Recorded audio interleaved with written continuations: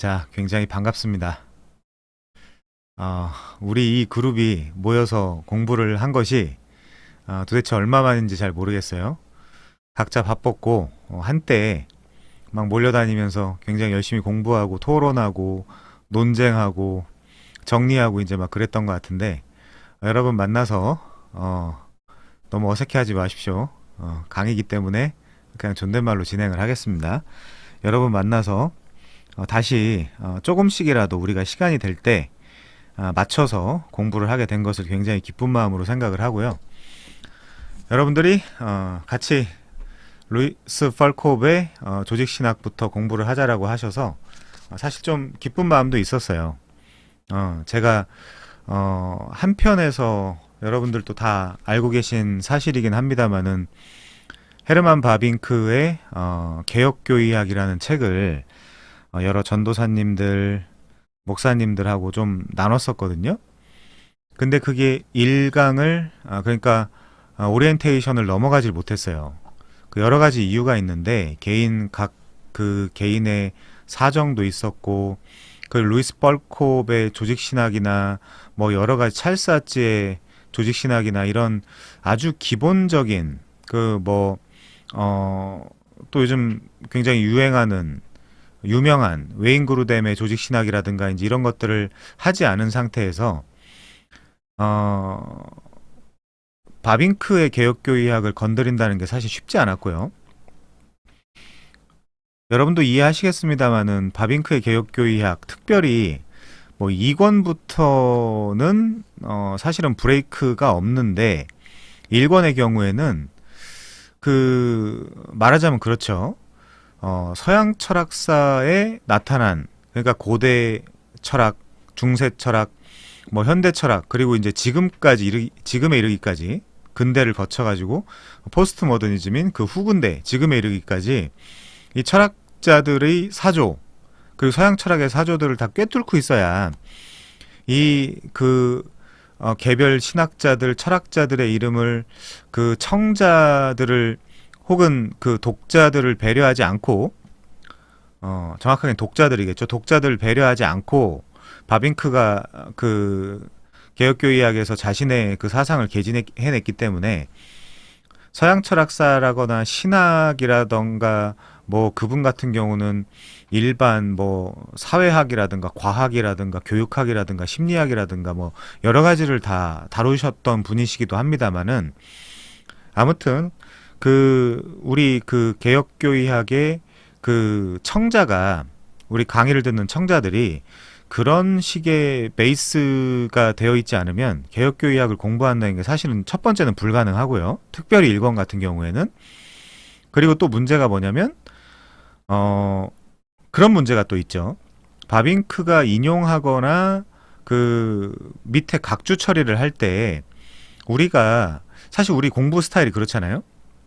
이 어떤 사람을 인용하거나 각주를 달았거나 할 때 그 각주에 걸려 있는 책들 혹은 바빙크가 인용하는 인물들을 긁어다가 그러니까 그 뭐라고 할까요? 퍼스트 핸드 난리지로 긁어다가 그 책을 읽어보면서 바빙크가 지금 기록하고 있는 자신의 의견을 개진할 때 인용한 문맥과 그리고 실제 그 바빙크가 인용한 사람이 그 해당 저술에서 인용한 그 문맥이 결국엔 맞는 것인지 그런 팩트 체킹 같은 걸 해야 되는데 제일 큰 문제는 사람들의 어떤 그런 지적인 수준 이런 걸 떠나서 그걸 이해할 수 있냐 이해할 수 없냐 이런 걸 떠나서 그 저자들의 책을 그 당시 책을 구하기가 어려운 부분들이 사실은 있어요. 우리가 영미권에만 제한된다 하더라도 책을 다 구해서 이제 볼 수 있을 텐데 그렇지 않은 부분들이 중간중간에 있고 그러다 보니까 그 미싱 링크들이 있단 말이죠. 그 미싱 링크들을 어떻게 채워야 되냐면 우리가 추측을 하거나 상상을 해서 바빙크는 이랬을 것이다. 그리고 그 저자는 특별히 이랬을 것이다 라고 해가지고 그걸 상상하거나 추측해서 이야기할 수밖에 없는 그런 제약이 있거든요. 자, 그런 부분들이 어려웠기 때문에 결국에 1권을 들어가냐 마냐 하는 그 첫 번째 오리엔테이션을 3강인가 4강 했던 것 같은데 그걸 끝내고 나서 더 이상 진도를 나가지 못하고 그냥 1권을 패스하고 2권부터 시작할 것이냐, 아니면 그 중에 중요한 주제들을 골라서 그 강의를 시작할 것이냐, 이제 여러 가지 논의가 있었지만 지금 잠시 중단된 상태고 멤버들을 다시 뽑는 상태입니다. 자, 그런 상황 속에서 여러분들이 저 같은 경우는 이 그 책을 계속해서 뭐 강의를 하고 또 옛날에 공부했던 것을 다시 꺼내서 공부한다는 것이 그 어떤 면에서 바쁘고 힘들고 하는, 게으르고 여러 가지 문제들이 있는 상황 속에서 이 책을 꺼내드는데 굉장히 제 나름대로는 하기 싫은 부분이 있었지만 여러분들이 추천을 해주셔서, 사실 사람이라는 게 그래요. 저만 봐도 억지로 어떤 상황, 어떤 조건이나 어떤 환경 속에 자기를 몰아넣지 않으면 이게 잘 그 어떤 일을 성취해 나가는데 굉장히 어려움이 있거든요. 여러분들이 이 루이스 벌콥을 골라주시고 정해주신 부분에 대해서 사실 그래서 감사한 마음을 가지고 있습니다. 여러분 때문에라도 제가 이 책을 다시 꺼내서 우리가 이제 나눠야 되잖아요.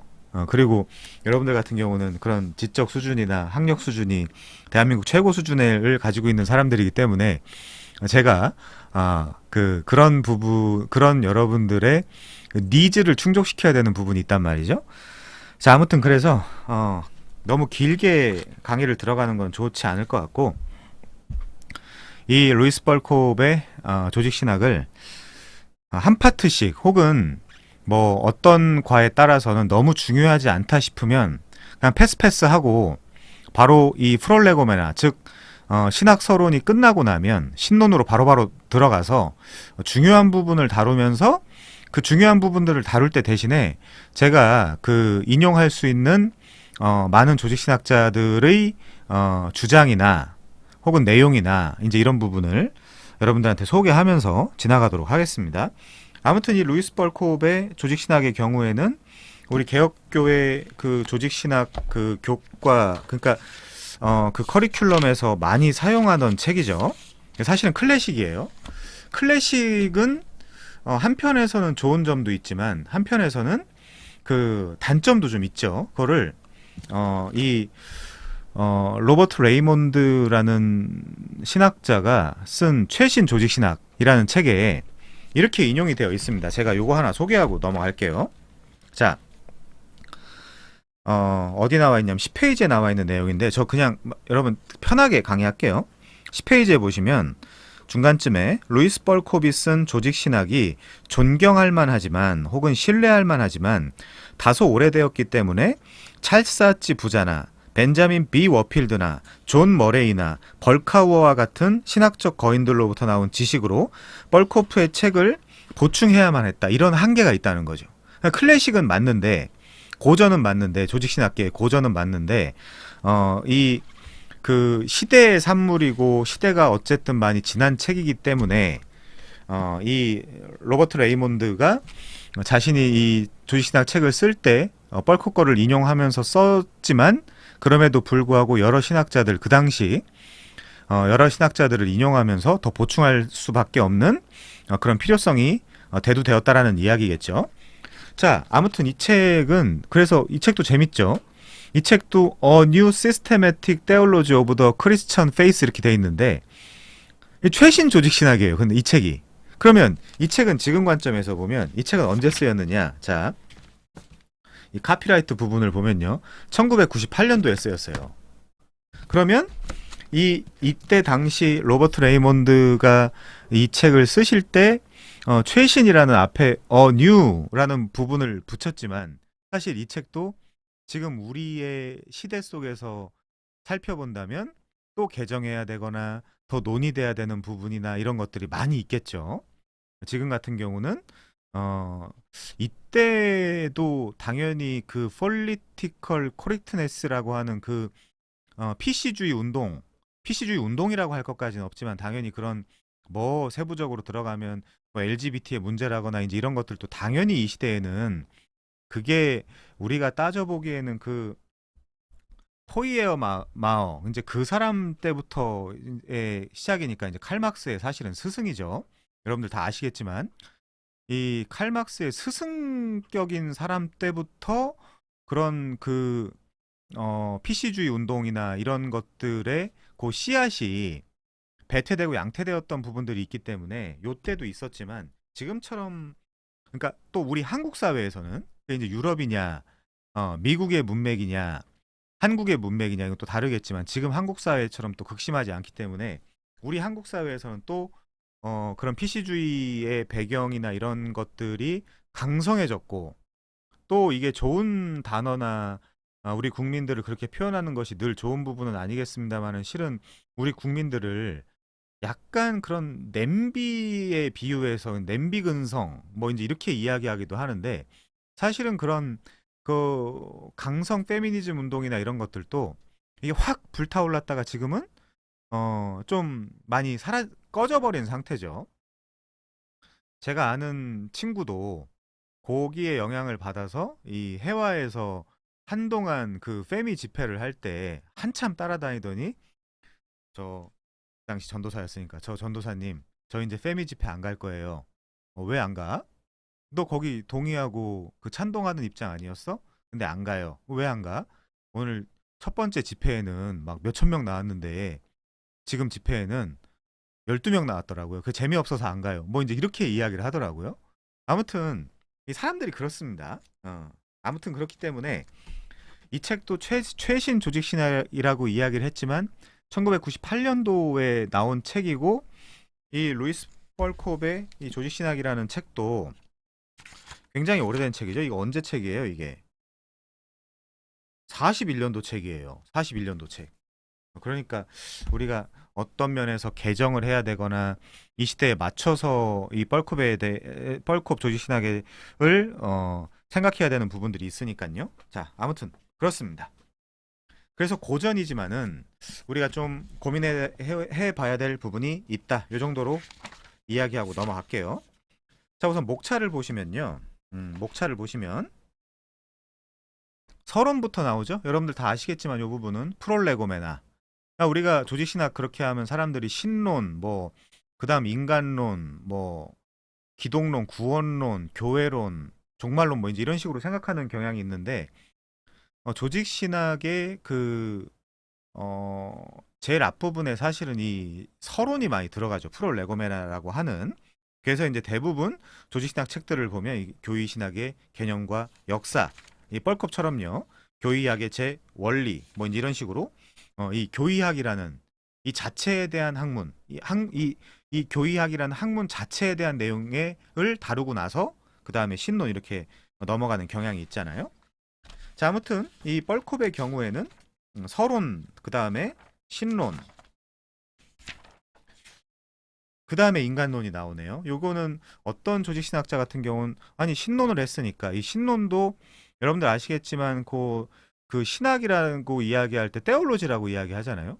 근데 이 테올로지를 테오스 로고스의 합성어기 때문에 신론이라고 할 것이냐, 그러면 신학이랑 뭔가 이 구분이 없어지지 않냐, 이제 그런 이유로 이 신론에다가는 프로퍼라는 단어를 붙여서 테올로지 프로퍼라고 하죠. 자, 아무튼 그래서 어떤 조직신학자들 같은 경우에는 신론 해놓은 다음에 거의 기독론과 성령론을 붙이기도 합니다. 자, 그 다음에 이 책의 경우를 한번 살펴볼게요. 그 다음에 인간론이 나오고요. 이 인간론의 경우에도 그냥 인간론을 다루는, 요거는 사회학이라거나 그 인류학에서도 인간론을 다루잖아요. 이제 그런 개념이 아니라 이 기독교 신학에서는 죄 있는 인간의 모습을 다루기 때문에 인간론이 아니라 또 인죄론이라고 그 표현하는 경우도 있죠. 그래서 그 안스로폴로지 이렇게 이야기하는 부분도 있고, 하마로톨로지 이제 이렇게 이야기하는 부분도 있습니다. 여러분 다 아실 것 같고요. 그 넘어가서 그 다음에 기독론이 나와요. 어떤 신학자들의 경우에 어떻게 한다고요? 신론, 기독론, 성령론, 구원론, 뭐 인간론 이렇게 가기도 하고, 인간론, 구원론 이렇게 가기도 하고. 이거는 뭐 자기적인 거니까 우리가 뭐 루이스 벌콥이 진리다, 뭐 아니면 다른 교의학자 뭐 웨인 그루뎀이 진리다, 이제 이렇게 쓸데없는 논쟁을 할 이유가 전혀 없겠죠. 자, 그 다음엔 구원론이 나오고요. 그 다음 자연스럽게 교회론이 나오겠죠. 네, 교회론 나오고 종말론 나오고 이렇게 끝납니다. 구조를 한번 살펴본다면요. 테이블 컨텐츠가 그렇게 이루어져 있고요. 자, 서론을 들어가서 한번 보면요. 서론. 자, 그래서 지금 우리는 21페이지부터 한번 보겠습니다. 21페이지부터. 루이스 벌콥의 경우에는 로키 커뮤네스 그 주제가 어떻게 정해져 있다? 서론, 프롤레고메나 서론, 신론, 테올로지 프로퍼, 그리고 인간론, 안스로폴로지, 그 다음에 기독론, 크라이스톨로지, 그 다음 구원론, 소테리올로지, 그 다음 교회론, 에클리시올로지, 그 다음 종말론, 에스카톨로지, 이렇게 이런 순서로 되어 있습니다. 자, 21페이지 가볼게요. 21페이지.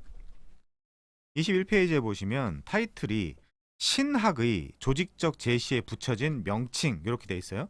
여기서 한 3개 정도를 생각하고 지나가야 될 것 같아요. 이 신학, 우선은 신학. 이 신학이 뭐냐? 우리가 신학 공부를 했고 지금도 하고 있고 앞으로도 할 것이지만 이 신학이라는 게 뭐냐?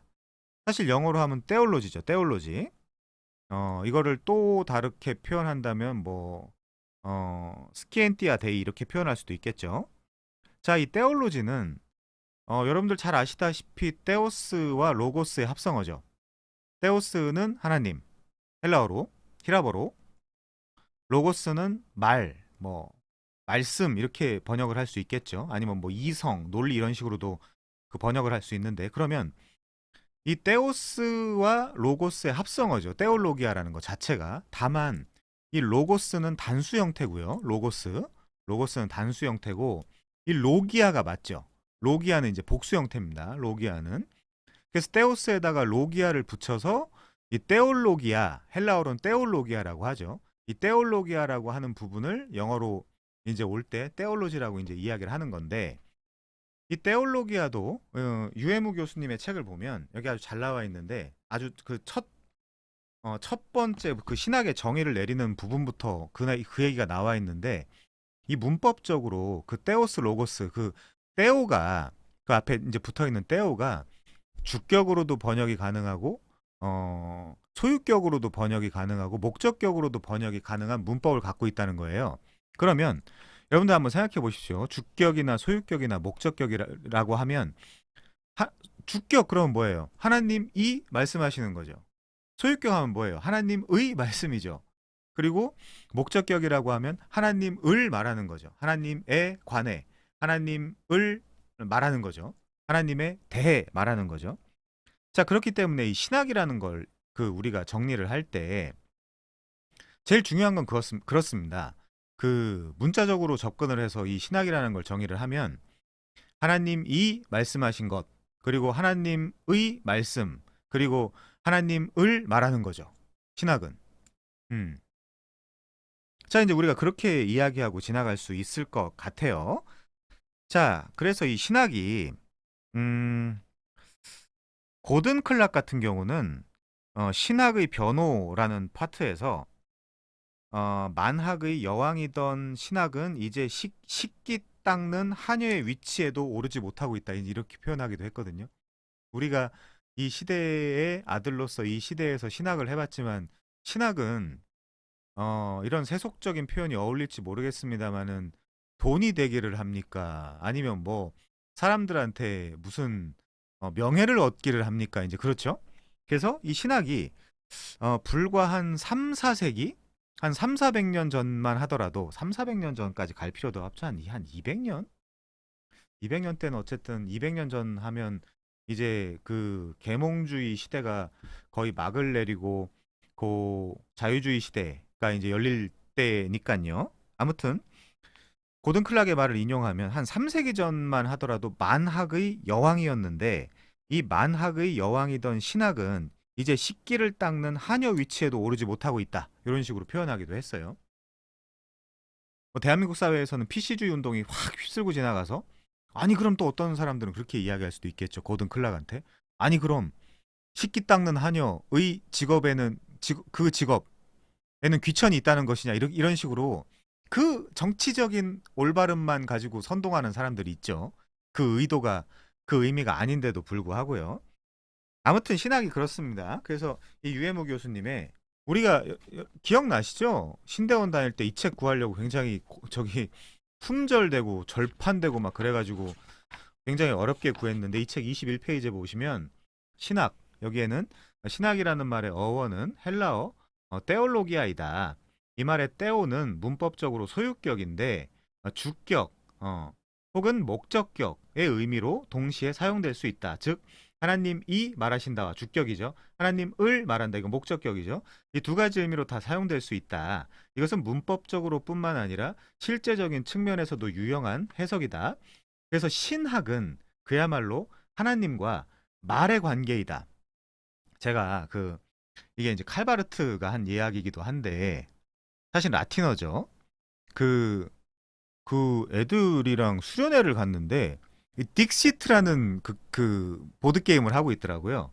그래서 요 표현을 그래서 신학은 그야말로 하나님과 말의 관계이다라는 요 표현을 라틴어로 바꾸면 딕시트 데우스 이렇게 되는 거죠.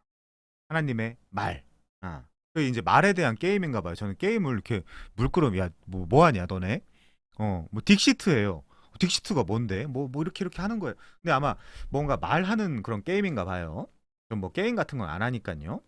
보드 게임 같은 건 부루마블 정도나 몇 번 해본 게 답니다. 자, 아무튼 자, 그래서 하나님에 관한 언설, 즉 하나님에 관한 설교가 신학이다. 이제 이렇게 표현을 하고 계세요. 그러면서 신학이란 말에 문헌적으로는 플라톤이 처음 사용할 거고 이런 얘기 나오는데 자, 이 강의에선 어울리지 않을 것 같아서 그건 나중에 좀 더 진지하게 다뤄보도록 하고요. 자, 이게 대중적 수준의 강의를 지향하는 그 내용이다 보니까 제가 하나만 더 읽어드릴게요. 존 메가더 선생님의 목사님이죠. 한때 우리가 그 신학교를 다닐 때 이 메가더 선생님에 관해서 세대주의적 견해를 취한 거에 대해서 굉장히 아주 신랄하게 그러니까 세대주의를 옹호하거나 그 관점 우리가 취하겠다는 게 아니라 뭘 잘 모를 때 더 신랄해질 수밖에 없죠, 사실은. 여러분도 기억하실지 모르겠지만 이 메가더 목사님의 사실은 굉장히 훌륭한 분인데 여전히 동의할 수 없는 부분들은 있지만 요 메가더 목사님의 16페이지에 보시면 이렇게 나와 있어요. 신학이란 무엇이냐? 기독교 신학은 성경에 기록된 하나님의 계시를 연구하는 학문이다. 성경에 기록된 하나님의 계시요. 자, 그 부분 좀 이따 설명을 하도록 하고요.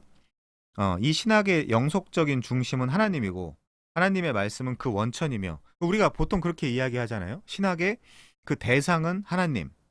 그리고 신학의 인식 원리를 따질 때 이 부분 되게 중요합니다, 여러분. 이제 우리가 오랜만에 조직 신학을 다루니까 이게 다 까먹었을 수도 있어요. 그러니까 우리가 신학의 인식 원리를 다룰 때 외적 인식 원리는 솔라 스크립추라 오직 성경이죠. 그렇죠. 외적 인식 원리. 그러니까 우리가 밖에서 뭔가 하나님의 말씀을 배울 때는 그 인식 원리는 오직 성경이에요. 솔라 스크립추라. 하나 더 이야기하면 토타 스크립추라죠. 오직 성경, 모든 성경. 그리고 두 번째, 내적 인식 원리를 다룰 때는 신앙이죠. 신앙이라는 말을 바꾸면 내 안에서 이 우리의 무지한 이성과 어두운 부분을 뚫고 우리 이성 타락하고 부패한 이성을 찢고 우리한테 일루미네이션 비추어 주시는 성령의 조명이죠. 신학의 인식 원리는 개혁 신학에 있어서는 딱 두 가지입니다. 첫 번째 성경, 그 두 번째 성령이죠. 자, 그래서 우리가 이제 그런 식으로 그 말을 많이 하기도 했잖아요. 폰스, 프리마리우스 이게 뭐예요? 주된 원천. 주된 원천이 뭐라고요? 성경이다. 그리고 프린시피움, 유니쿰 이건 뭐죠? 유일한 원천, 성경이다. 그래서 우리는 이 성경 외에 다른 데서 그 하나님의 말씀을 찾기를 원하지 않는다. 그래서 여러분들도 다 우리가 이제 같이 샀던 책들이기 때문에 기억을 하시겠습니다만은 이런 책들을 사가지고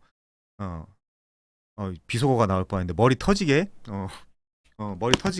파싱하고 막 그랬던 기억이 있죠.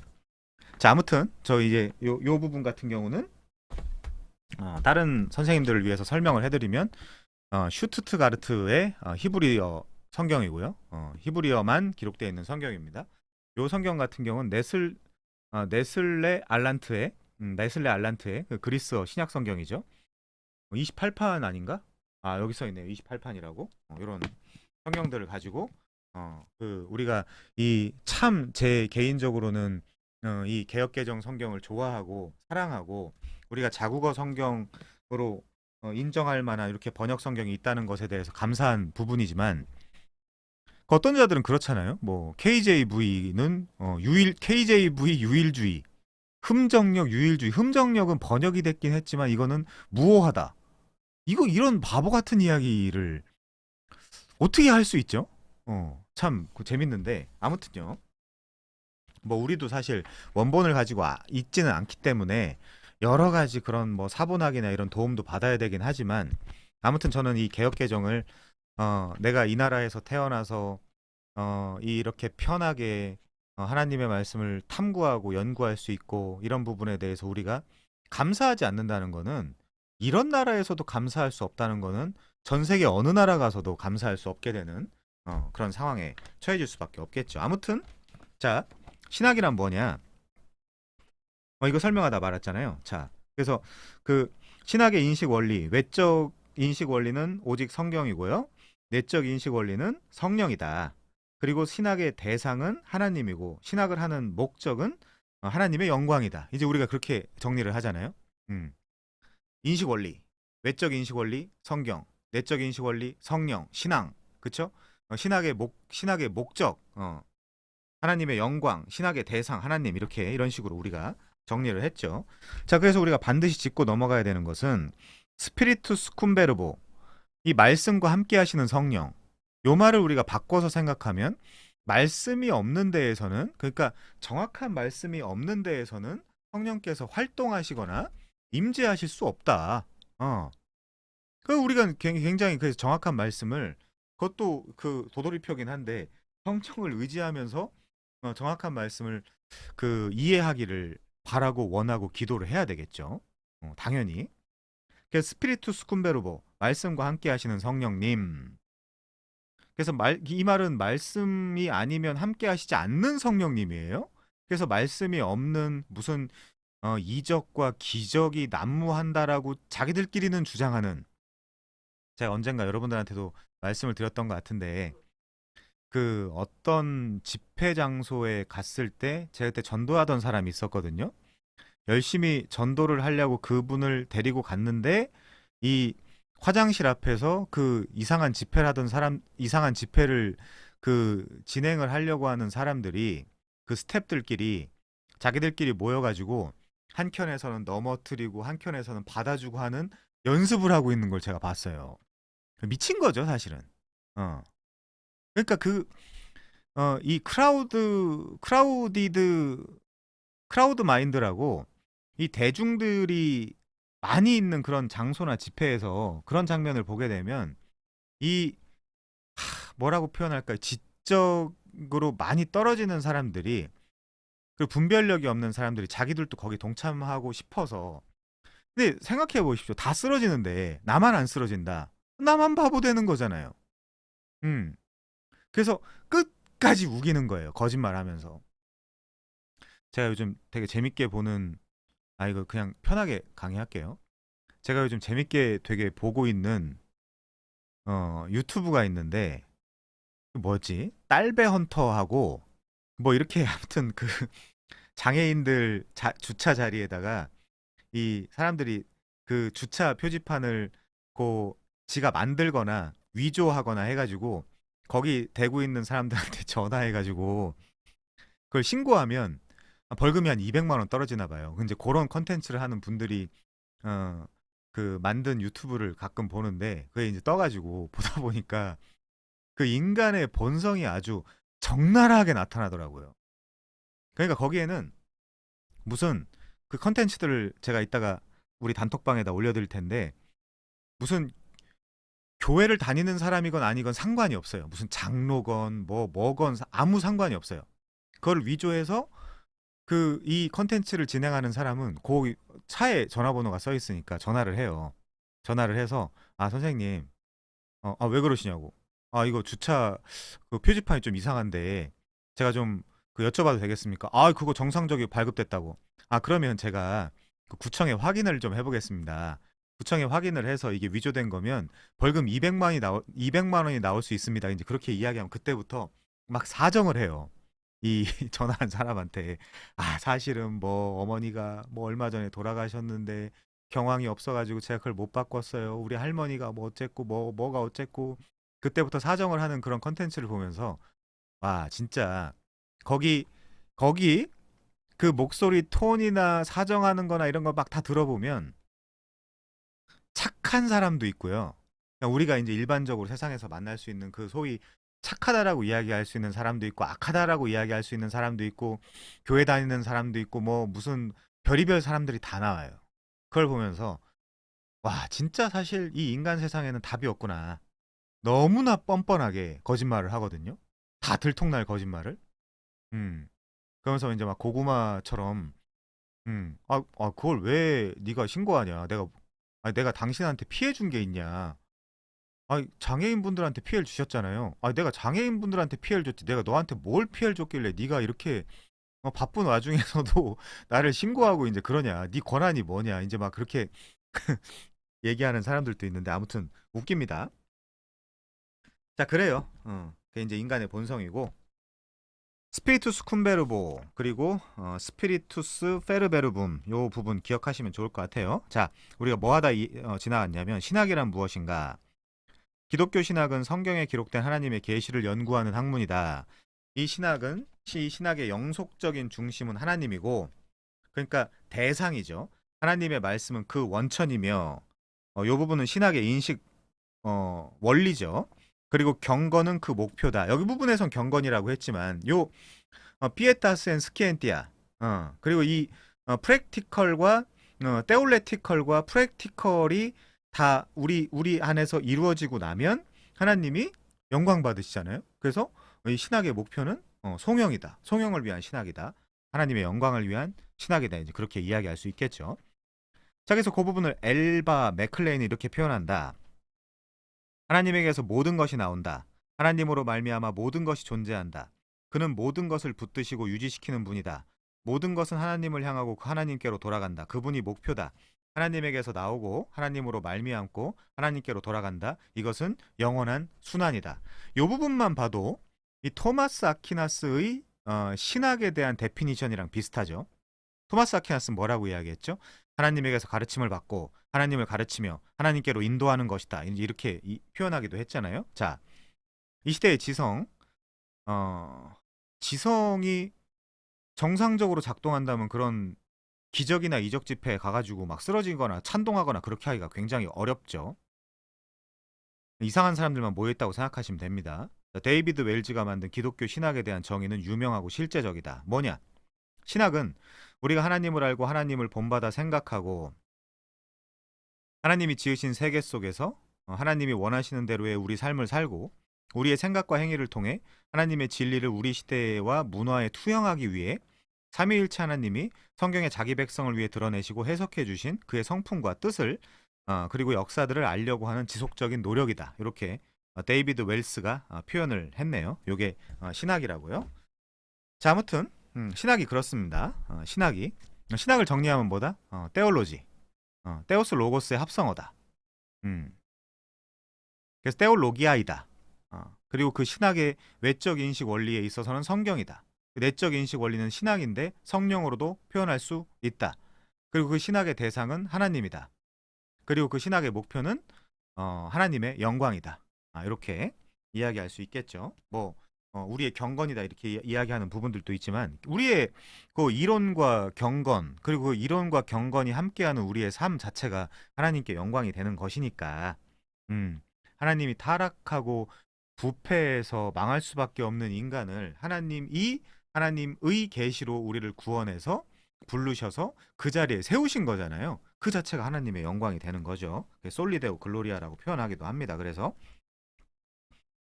자, 넘어갈게요. 자, 이제 두 번째. 지금 우리 타이틀을 분석하고 있는 거예요. 자, 신학의 조직적 제시에 붙여진 명칭.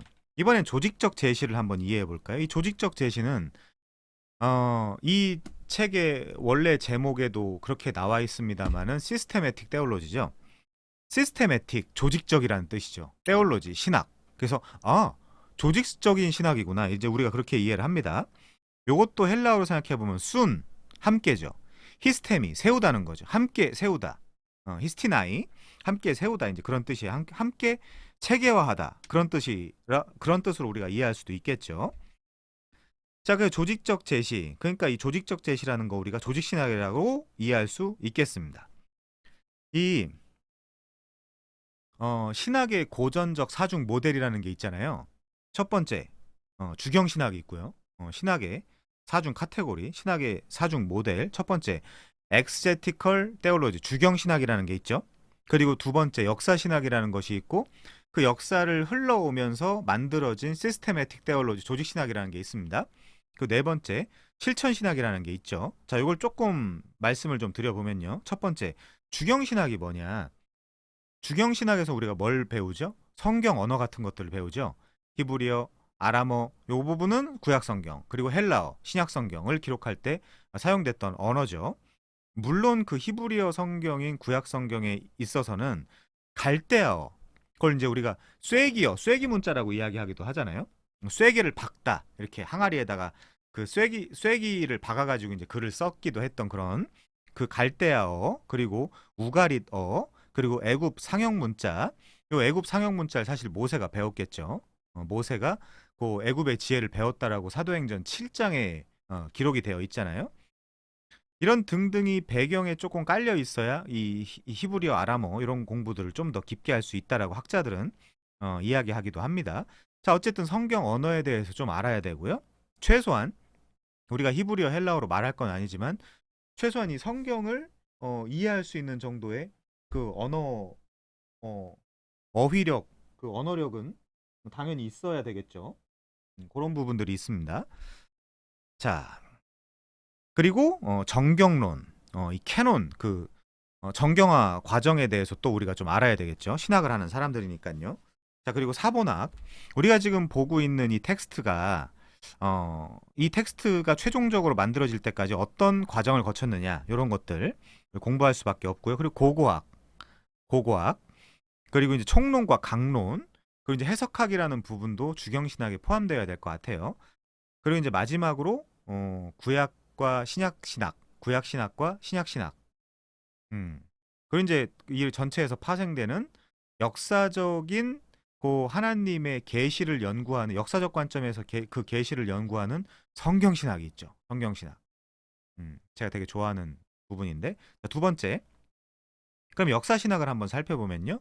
역사신학에는 교회사와 교리사와 뭐 사상사와 선교사 같은 것들을 다룰 수 있죠. 선교의 역사 같은 것들을. 근데 지금 시대에는 너무 선교사를 나가는 사람들의 수준이 많이 떨어져요. 사실 우리가 인정하는 선교사는 사실은 사도 바울이고, 선교를 나가려고 하는 사람들은 일선 이 교회에서 목회하고 있는 사람들보다 훨씬 더 탁월해야 되잖아요. 근데 대부분 지금 시대에 선교 나가는 사람들의 수준을 살펴보면 그냥 뭐 그 선교 단체에서 이렇게 몇 년 섬기고 봉사하다가 대충 빠르게 라이센스 딸 수 있는 신학교에 들어가서 그거 따고 여러 가지 기적이랑 이적 이런 거 지저분한 것들 막 버무려 가지고 거기 가 가지고 새로운 종교를 전파하고 오는 경우가 많거든요. 찬양이나 하다 오는 경우들도 많고요. 이상한, 그래서 막 그 토착민들을 한테 봉사하고 이제 이렇게 하다가 오는 경우들이 많은데, 우리가 한번 재고해 봐야 되는 것은 이 시대의 선교가 과연 올바르냐. 이런 부분들. 뭐 심지어 우리 학교 교수도 그런 이야기를 하던데,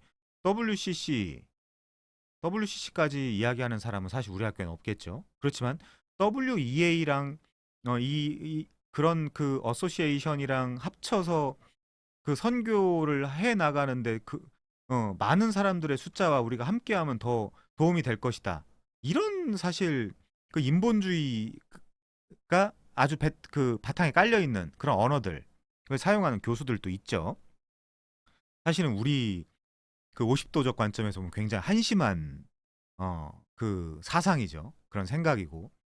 그럼 떼거리로 몰리면 우리가 이제 그 대한민국이란 그 문화 속에서 살고 있기 때문에 그런데 밖에만 나가도 카톨릭이 훨씬 크고 감리교가 훨씬 더 큰데, 그럼 다 합쳐가지고 우리 신학 뭐 포기하고, 그럴 거면 뭐하러 우리가 개혁 신학을 합니까? 그럴 이유가 전혀 없죠. 음. 자, 아무튼 그렇습니다. 그래서 역사신학 파트에서는 교회사라거나 교리사라거나 사상사라거나 선교사, 요런 선교의 역사 이런 것들을 다루고 배우게 되죠. 제가 사랑하는 이제 동생도 곧 선교를 나가려고 여기저기 지금 그 외국을 나가보고 있어요. 돌아다녀보고 있는 시점인데 우리 그 동생 같은 경우도 자, 아주 열심히 공부해서 그 외국에 나가서 지금 신학 교수를 할 거냐, 음, 목회와 교수를 같이 할 거냐, 병행할 거냐, 이제 이런 것들 지금 고민하고 있습니다. 아무튼 그래서 선교는 그냥 아무나 이렇게 막 나가고 이래가지고는 오히려 이 기독교가 아니라 처음부터 그 나라에다가 완전히 유사 기독교를 뿌리고 오는, 오히려 더 오염된 기독교를 가르치고 오는 아주 잘못된 방향인 것 같아요. 그 부분을 우리가 좀 더 고민을 해봐야겠죠. 자, 세 번째. 그렇게 우리 그냥 뭐 그냥 대충 복음 전했으니까 되는 거 아니냐, 그런 식의 그 공리주의적 모두가 다 행복한 다수의 최대 다수의 최대 행복을 누리자라는 그런 식의 신학을 우리가 추구해 가지고는 성령을 목표로 하는 신학을 할 수가 없겠죠. 자, 세 번째. 세 번째에서 이제 조직 신학. 조직 신학의 영미권에서 많이 사용하고 교의학이라는 표현을 쓰기도 하죠. 도그마틱스. 도그마틱스. 자, 이 교의학에서는 뭘 배우느냐? 아까 이야기했다시피 서론, 신론, 기독론, 인간론, 구원론, 교회론, 종말론 같은 것들을 배운다. 자, 메가더 선생님 얘기를 좀 더 들어보죠. 이 책 21페이지에 보면 이런 이야기가 있어요. 조직신학의 범주들로는 어떤 것들이 있느냐? 첫 번째, 성경론이 있다. 여기서는 성경의 영감, 무호성, 권위, 정경성에 관한 가르침. 우리도 학교 다닐 때 그 학교 커리큘럼의 첫 번째 1학년 때 이제 신학서론을 배울 때 요 성경론에 대해서 배우잖아요. 한 3개월여 시간에 걸쳐서. 자, 두 번째, 신론을 배운다. 그리고 이 메가더 목사님 같은 경우는 신론에다 기독론을 붙여놨죠. 자, 그리고 성령론도 붙여놨습니다. 이 메가더 선생님은 이게 논리적이다라고 생각을 하는 거죠. 뻘콕 같은 경우 어떻게 했다고요? 신론한 다음에 인간론을 붙여놨죠. 그 인간론은 인죄론이다. 그렇게 이제 설명을 해야 됩니다. 자, 다섯 번째, 인간론. 여섯 번째, 죄론. 요 부분, 요 부분은 인간론과 죄론을 좀 나눠놨네요. 자, 넘어가고요. 그 다음에 구원론. 이번에는 천사론. 그리고 교회론, 종말론 같은 것들 이렇게 나눠지기도 합니다. 자, 신론에서 뭘 배우냐? 하나님의 존재와 속성, 삼위일체에 대한 가르침. 지금 한국 교인들 90%, 95%는 양태론자 아니겠어요? 뭐 내가 가정에서는 아버지고 교회에서는 목사고 뭐 이제 이런 그 양태론.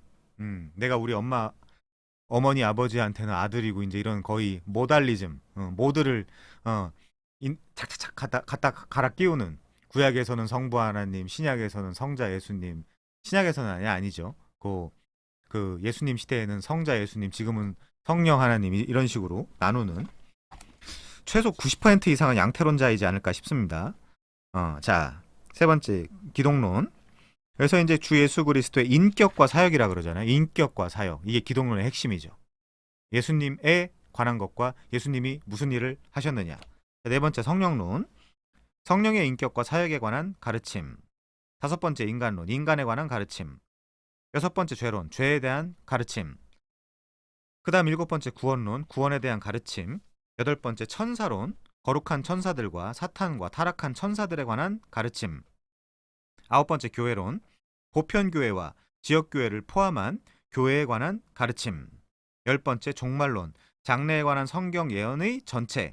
특히 구원받은 자들과 구원받지 못할 자들의 운명, 천국과 지옥을 포함한 종말의 사건들에 관한 가르침. 이런 것들을 우리가 조직신학에서 배우게 됩니다. 자, 그렇고요. 이 조직신학 파트를 지나고 나면 마지막에 실천신학이라는 게 있죠. 실천신학. 실천신학에서 뭘 배우냐? 설교학, 전도학, 목회학, 예배학, 여기서 선교학, 행정학, 교육학 같은 것들을 배우죠. 이런 이 신학의 고전적 사중 모델에 대해서 리차드 멀러 같은 경우는 옹호하고 긍정적 관점을 취하는 반면에 에드워드 팔리 같은 경우는 부정적이고 비판적 관점을 다루죠. 비판적 관점을 견지하죠. 여러분들은 그 지성이 굉장히 뛰어난 분들이기 때문에 제가 이 부분을 좀 설명하고 지나가겠습니다.